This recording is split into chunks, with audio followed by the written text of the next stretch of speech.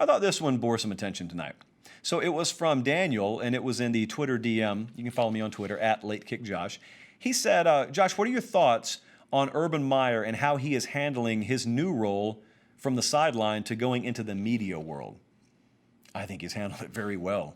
I don't know if a lot of you have seen it, and it's not exactly my forte to give, a ton of recognition to competing media companies, but I'll do it anyway. He's with Fox Sports, and he's done such a great job there. And I had questions early on, and I had questions not in the department of his acumen or his football knowledge or his ability to be articulate on air, none of that. What I wondered, at his very core, obviously he's a football coach, and at his very core, there is this fire. It's called competitiveness.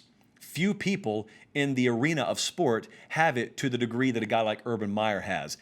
And I wondered, I don't care what level of this industry you put him at. It could be at the very highest levels. He could have the biggest paycheck. Are you putting something on his plate that quenches that fire? And if you're not, and I can tell you right now, no one can, it's impossible. If you're not, does he just go through this thing on autopilot? And to this point, he has not done that. He instantly became one of the very best in the business because, like I said, his knowledge circles everyone else by 10 miles. But he also has a 100% relevancy rating. Think about this for a second. If you were trying to hire someone in this industry, the goal is to hire someone that is obviously a good worker, good work ethic, good knowledge, product knowledge, but you want to hire someone who's relevant. And Meyer has 100% relevancy. What I mean by that is everyone cares about him, one way or the other. You either love him or you hate him. But I can guarantee you this. If you're an Arkansas football fan and you look on your iPhone or your Android and a notification pops up and it says, Urban Meyer sounds off on Arkansas football. Urban Meyer predicts record for Kentucky football this year. Urban Meyer gives his analysis on North Carolina football. Love him or hate him, you are clicking on him. So that makes him one of the best hires in the sport. Everybody cares about him. But also, he's engaged.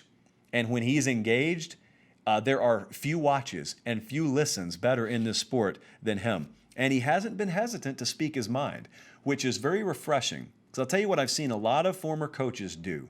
A lot of former coaches who get hired to put on a suit and sit at a desk, what they do is they come in and try to be what they think they're supposed to be on TV, which is so antithetical to what you're being hired for.